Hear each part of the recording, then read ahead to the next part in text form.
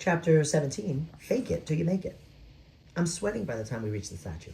She's taller than she looked from a distance. My head barely reaches her knees. I make a mental note of the jewelry she's wearing, deep blue cuffs on both wrists, and a series of beaded necklaces wrapped around her delicate throat. She's holding up something in her right hand. It looks like the T, but the top is a loop. A tall, oddly shaped hat with two sharp tusks on either side sits atop her head. Wow, they had a very different sense of style in ancient Egypt. Hannah's staring up at her mouth slack. You good, Wes asks. Yeah, she answers. Just think this looks like a strong woman, a brave one. I take note of the statue's straight posture and the way her eyes seem to survey the room. She does look strong and brave. Glancing back at Hannah, I notice she's not smiling. It seems like she bothers you. Hannah shakes off my question, pulling a thin smile to her face. No, I'm fine. It's a lie and we all know it. What we don't know is why. Hannah is strong and brave. She faces everything and more. So why would this sculpture get under her skin?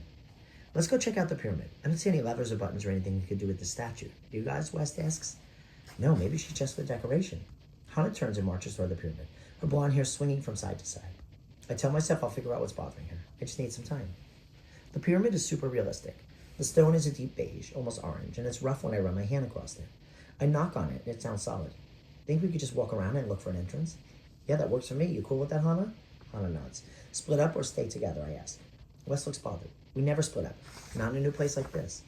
Yeah, but we also never do escape rooms when there's $10,000 on the line, Hannah quips. Maybe we have to change our strategy. I put a hand on her shoulder.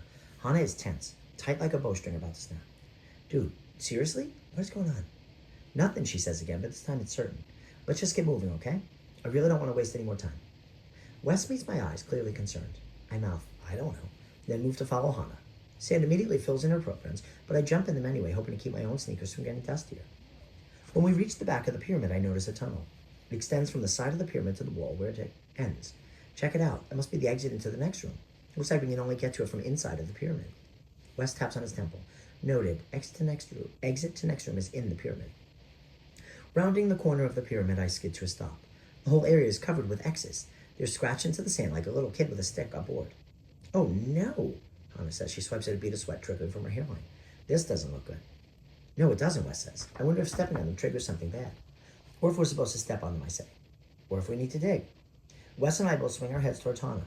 She blows a chunk of blonde hair that has fallen from her ponytail out of her face and shrugs. You know, like X marks the spot? I bet that's it, I say, excited. I know we said it doesn't make sense to create a challenge out of digging in the sand, but hey, it's C.K. Goodson we're dealing with, so... You guys want to split up and each try digging under a different X? Wes points out to a few feet away. I'll take that one. Hannah skips over to an X closer to the base of the pyramid. I got this one. I turn a circle, realizing just how many X's there are. My neck is sweating and my fingers feel like sausages in this boiling room. The last thing I want to do is stick them in hot sand, but there's no choice. Picking an X, I drop to my knees and sink my hands into the sand. It's not as hot as I expected. Still, my arms are sweaty and the sand sticks to the bits of them not covered by my sweatshirt. I crouch and dig, flinging sand between my legs like I imagine a dog would. There's nothing there, nothing but a concrete floor. I look up to check on Wes and Hannah, but it doesn't look like they found anything either. With a shrug, Wes moves on to a second X. Hannah does the same. 5 minutes and many X's later, I notice a flash of color in the sand. Guys, there's something here. Wes and Hannah are beside me in a second. Help me move the sand out of the way, I tell them. We begin digging. Hannah's down on all fours, and Wes is crouched in a frog-like pose, using both hands to scoop away sand. As the color I saw begins to take shape, my breath catches in my throat. It's a plaque etched into the concrete flooring. There are multiple symbols engraved into the black rectangle and a riddle scripted in gold. In this pyramid you shall find twists and turns that bend the mind. One symbol is right, its theme is of hope. Retrieve it and then place it upon the slope.